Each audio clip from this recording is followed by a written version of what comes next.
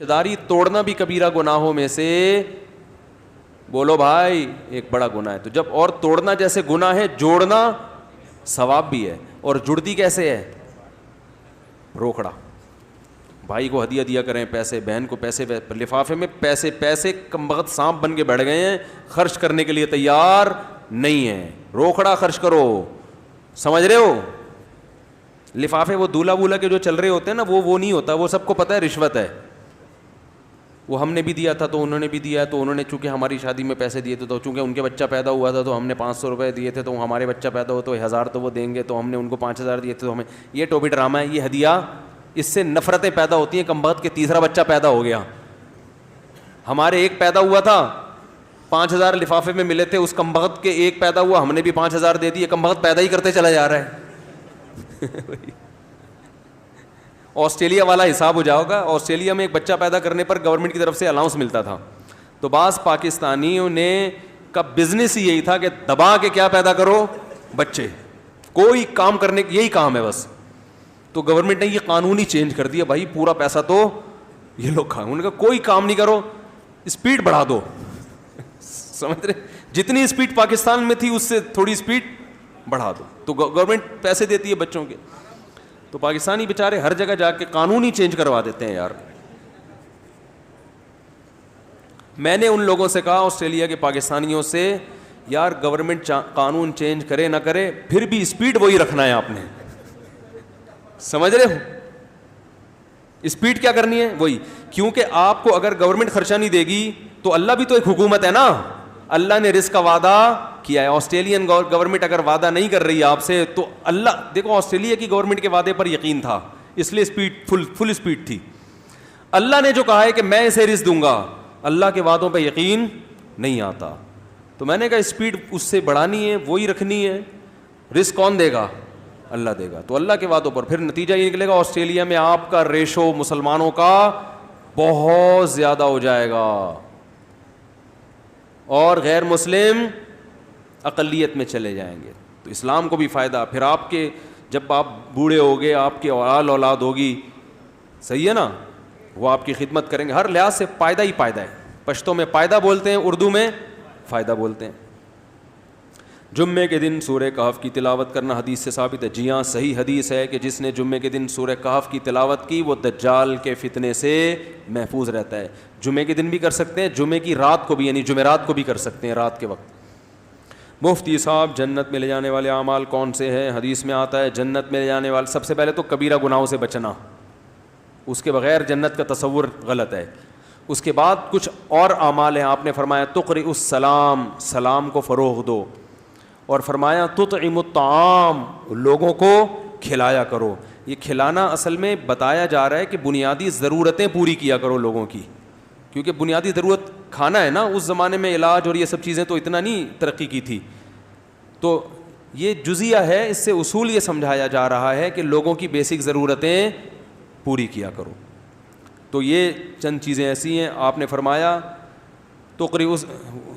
کیا ہے؟ افشوا السلام اور تطعم الطعام، اور آگے الفاظ ہیں تدخل الجنت بسلام، تم جنت میں سلامتی کے ساتھ داخل ہو جاؤ گے. تو اللہ کی مخلوق کا خیال کرو، سلام کو فروغ دو. جو اخلاق ہمارے ہونے چاہیے تھے وہ ایئر ہوسٹس نے لے لیے ہیں اور انگریزوں نے لے لیے ہیں. انگریز ہر ایک سے کیسے تھینک یو سے بات کرتے ہیں، ہمارے یہاں کسی سے دوسری دفعہ ایک بات کر کے تو دکھاؤ. البتہ یہ ضرور ہے کہ آپ کے اخلاق کتنے میٹھے کہ لوگ نے آپ کو کھانا شروع کر دیا آپ کو، یہ ٹھیک نہیں ہے. میں بھی بعض دفعہ فون پہ غصے ہو جاتا ہوں تو اس سے لوگ کہتے ہیں ممبر پہ اخلاق سکھاتے ہیں اور ہم سے تمیز سے بات نہیں کر رہے. اس کی وجہ یہ ہے کہ آپ نے ایک دفعہ کسی کو ایک بات سمجھا دی، پھر وہ اس کو دوبارہ سمجھا دی، پھر وہ فون کر رہا ہے تیسری دفعہ سمجھا دی، پھر وہ فون کر رہا ہے چوتھی دفعہ سمجھا دی. تو ہم کچھ ساری دنیا میں آپ کے لیے تو نہیں فارغ بیٹھے ہوئے نا، پھر سوال بھی الٹے کر رہا ہے. تو ایسے موقع پہ سختی سے بات کرنا عین اخلاق ہے کہ بھائی ٹو دا پوائنٹ بات کریں، ہمارے پاس فالتو دماغ نہیں ہے. کیونکہ ہمیں اندازہ ہو جاتا ہے کہ یہ ٹائم ویسٹ کر رہا ہے. تو بلا وجہ ایسا نہیں کرتا، کوئی گھبرائے نہیں، کوئی آدمی کے پتہ نہیں ہے کیا کھا جائیں گے. لیکن ایک مثال دے رہا ہوں کہ ہر چیز کی ایک لمٹ ہوتی ہے. سمجھتے ہو کہ نہیں سمجھتے؟ ہر چیز کی. ایسا نہیں کہ آپ لوگ علماء کو ستاتے ہیں اخلاق چیک کرنے کے لیے، ستائیں گے، اس کی پرمیشن نہیں ہے آپ کو. تو میٹر ہمارا بھی شارٹ ہوتا ہے. میٹر شارٹ نہ ہو تو پھر وہ اس کا مطلب میٹر ہے ہی نہیں اندر. امام شافعی فرماتے ہیں جس کے ساتھ غصے والا سلوک کیا جائے, غصہ دلانے والا کام کیا جائے, پھر بھی اسے غصہ نہیں آئے تو وہ گدھا ہے. امام شافعی کا قول ہے. صحیح ہے, اس کا مطلب اس کے, یہ انسان کی نیچر ہے نا کہ ایک حد تک تو برداشت کرے گا, اس کے بعد تھوڑی ہوگا برداشت. مفتی صاحب بار بار گناہ ہو جاتا ہے, پھر توبہ کرتا ہوں, پھر گناہ ہو جاتا ہے, بد نظری بھی ہوتی ہے. دیکھو بار بار گناہ ہونا تو بری چیز ہے, لیکن اس کی وجہ سے توبہ نہ چھوڑیں. شیطان یہ کہتا ہے تو چونکہ گناہ سے بچ ہی نہیں سکتا لہذا توبہ کرنا چھوڑ دے. تو شیطان سے کہیں یار جیسے بار بار گناہ بری چیز ہے تو بار بار توبہ اچھی چیز ہے. گناہ سے اللہ کا غضب آتا ہے, توبہ سے اللہ کا غضب ٹھنڈا ہو. بار بار بخار ہو جاتا ہے تو بار بار پیناڈول کھاتے ہو کہ نہیں کھاتے؟ بھائی یار بار بار بخار ہو رہا ہے, چھوڑو پیناڈول کے ڈبہ اٹھا کے اب مرنے دو بخار میں, تو مر جائے گا. بار بار بخار ہو رہا ہے, بار بار پیناڈول کی 2 گولی, ڈاکٹر کہتے ہیں کہ ہر 3 گھنٹے کے بعد کھلاؤ اس کو, بار بار بخار ہو رہا ہے. تو اس لیے توبہ تو کسی قیمت پہ نہیں چھوڑنی. پھر یہ کہ بار بار گناہ کیوں ہو رہا ہے اس کی فکر کرنی ہے. تو اس کا ایک میں نسخہ بتاتا ہوں کہ بھائی جب بھی گناہ ہو اپنے آپ کو سزا دو, روزہ رکھ کے صدقہ کر کے. سزا ملے گی نا, اپنے آپ پر مقدمہ چلا کے خود اپنی سزا تجویز کرو. تو سزا ملنے سے آہستہ آہستہ وہ گناہ کیا ہوگا, ایک دم سے ختم نہیں ہوتا, کم ہوتے ہوتے مارکیٹ سے شارٹ ہو جائے گا انشاءاللہ. ایک دم نہیں ہوتی یہ چیزیں, آہستہ آہستہ ہو جاتی. بد نظری جب بھی ہوتی ہے کچھ پیسے نکال کے صدقہ کرو, سمجھ رہے ہو؟ تو پھر بار بار جب ہوگی نا جیبیں خالی ہونا شروع ہو جائیں گے. پھر آدمی کہے گا اب بزنس مل گیا اس کو کہ 1000 روپے آج اڑ گئے, کل 500 بچانے ہیں میں نے. تو اس کو پتہ چلے گا ایک دفعہ نظر جھکانے سے 50 روپے بچ جاتے ہیں. تو آہستہ آہستہ انشاءاللہ فائدہ ہوگا اس کو. کیا المیزان انویسٹمنٹ سے منافع لینا جائز ہے؟ میزان بینک سے جائز ہے. اب مجھے نہیں پتا المیزان میزان بینک ہے کس کا ہے.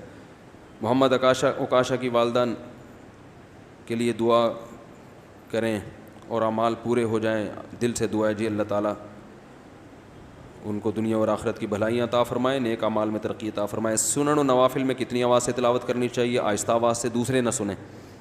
نماز میں ہاتھ تکبیر تحمیل کہاں تک اٹھانے چاہیے؟ نماز میں ہاتھ انگوٹھا کانوں کی لو تک, کیونکہ 3 قسم کی حدیثیں ہیں. ایک حدیث میں آتا ہے کہ آپ صلی اللہ علیہ وسلم نے کانوں کے اوپر تک ہاتھ اٹھائے ہیں. ایک حدیث میں آتا ہے کہ آپ صلی اللہ علیہ وسلم نے شحمت اذنیہ کانوں کی لو تک ہاتھ اٹھائے ہیں. ایک میں آتا ہے حذو منکبیہ کندھوں تک ہاتھ اٹھائے ہیں. تو امام حنیفہ کا جو فقہ کوئی غور سے پڑھے نا تو اس کو پتہ چلے گا کہ امام حنیفہ جب بھی کوئی رائے قائم کرتے ہیں نا ہر قسم کی احادیث کو سامنے رکھتے ہیں. تو ان کی رائے یہ ہے کہ جس حدیث میں آتا ہے, یعنی اس کے توجیہ یہ علماء نے کی ہے کہ جس حدیث میں آتا ہے کہ کانوں کے اوپر تک, تو وہ ان صحابی نے ہاتھوں کی انگلیاں دیکھ کے کہا ہے کہ کانوں کی, اور جس صحابی نے کہا کہ کانوں کی لو تک تو انہوں نے انگوٹھے کے لحاظ سے کہا ہے, اور جس صحابی نے کہا کہ کندھوں تک انہوں نے ہتھیلی کو دیکھ کر. تو یہ تعبیر کا فرق ہے. تو اس لیے ہماری نظر میں بہتر کیا ہے, یہاں تک ہاتھ اٹھائے جائیں. سمجھ, باقی دوسری بھی رائے ہیں علماء کی, تو کوئی اس میں پھڈے بازی والی بات نہیں ہے. مفتی صاحب 6 ماہ سے اسکول بند ہے اور اسکول انتظامیہ فیس مانگ رہی ہے, اسکولوں میں پڑھائی بھی نہیں ہوئی, کیا یہ جائز ہے نہیں جائز ہے؟ 6 ماہ سے اسکول بند ہے, کس بات کی فیس لے رہے ہو بھائی؟ اپنی خوشی سے دے دیں تو دے دیں. اگر ہاتھ یا پاؤں کے کسی حصے پر پٹی بند بھی ہو اس حصے کو چھو کر وضو ہو جائے گا؟ پٹی بندی ہوئی ہے جی ہاں, گیلے ہاتھ سے مسا کر لیں اس کا. آج اگلے بیان کا دن آ گیا لیکن پچھلے اتوار کا بیان ابھی تک اپلوڈ نہیں ہوا, ایسا کیوں؟ یہ تو ان سے پوچھیں, وہ بیٹھے ہوئے ماسٹر صاحب چشمہ لگا کے. بیان اپلوڈنگ کرنا ان کا کام ہے, یہ ان کا بچہ بیٹھا ہوا ہے بیٹا, وہ رپورٹ پیش کریں گے آپ کو. مجھے تو میں تو بیان کر کے چلا جاتا ہوں, مجھے نہیں پتا ہوتا یوٹیوب پہ کیا ہو رہا ہے میرے ساتھ, کیا سلوک ہو رہا ہے. مفتی صاحب میں اور ایک ہمارا کیا لکھا ہوا ہے یار کے ساتھ ایک گیم کھیل رہے ہیں, تو وہ گیم یہ تھا نمبر, یار یہ اتنا ٹائم نہیں ہے, اس کو پڑھ لیں, خلاصہ بتا دیے گا مجھے. مفتی صاحب ہماری مارکیٹ میں ایک تو رائٹنگ لوگوں کی بہت خراب ہو گئی ہے یار, اسکولوں میں کم بخت رائٹنگ ہی سکھا دو لوگوں کو, اسے کیڑے مکوڑے سب کی, ڈاکٹروں کی بھی یہی حال ہے. بچپن میں اسکولوں میں تختیاں سکھائی جاتی تھیں پہلے کہ لکھنا تو سیکھو, ایسے کیڑے مکوڑے بنے ہوئے ہوں گے, لال بیگ نہیں الٹا ہو جاتا جیسے, وہ منظر پیش ہو رہا ہوتا ہے. مفتی صاحب ہماری مارکیٹ میں کرسچن بھی کبھی کبھی کھانا کھاتا ہوتا. اچھا یہ تو بیچارے پشتو بھائی ہیں تو اپنے اسٹائل میں انہوں نے لکھا ہے. اس کا کیا حکم ہے؟ کرسچن کھاتا ہے بھائی کھانے تو کرسچن کو, وہ نہیں کھائے گا تو مر جائے گا نا. پیٹ تو اللہ نے کرسچن کے ساتھ بھی لگایا ہوا ہے, ہندو کے ساتھ بھی لگایا. ہاں آپ کے ہوٹل میں آپ کے ساتھ کھا رہا ہے تو بھی ٹھیک ہے, کوئی حرج نہیں ہے, ساتھ کھا رہا ہے. یہ ہمارے دوست ہیں میرے, یہ جو پٹھان بھائی ہیں نا, کنہوں نے لکھا ہے یہ وہی ہیں یا کوئی اور ہیں؟ کدھر ہیں بھائی؟ مارکیٹ سے ہی شارٹ ہو گئے. مفتی صاحب جمعے کا جو خطبہ مسنونہ ہے وہ آپ نہیں پڑھتے, کبھی وہ تو سنائیں. یہ میں پڑھتا ہوں, یہ بھی کوئی تورات انجیل سے تھوڑی ثابت ہے, یہ بھی قرآن و سنت سے ثابت ہے یار. جو میں پڑھتا ہوں حدیثیں, یہ ساری حدیثیں الحمدللہ نحمدہ ونستعینہ, یہ سب نبی صلی اللہ علیہ وسلم پڑھا کرتے تھے. تو خطبے کے کوئی مخصوص الفاظ نہیں ہے, چند الفاظ تو ہیں جن سنت ہیں, باقی تو خطبہ انسان اخپل طریقے سے پڑھتا ہے. اور ویسے بھی وہ سب لوگ وہ پڑھ رہے ہیں تو میں یہ والا پڑھ لیتا ہوں تاکہ پتہ چلے کہ یہ والا بھی ٹھیک ہے, تو کبھی وہ والا بھی پڑھ لیں گے انشاءاللہ, ٹھیک ہے نا.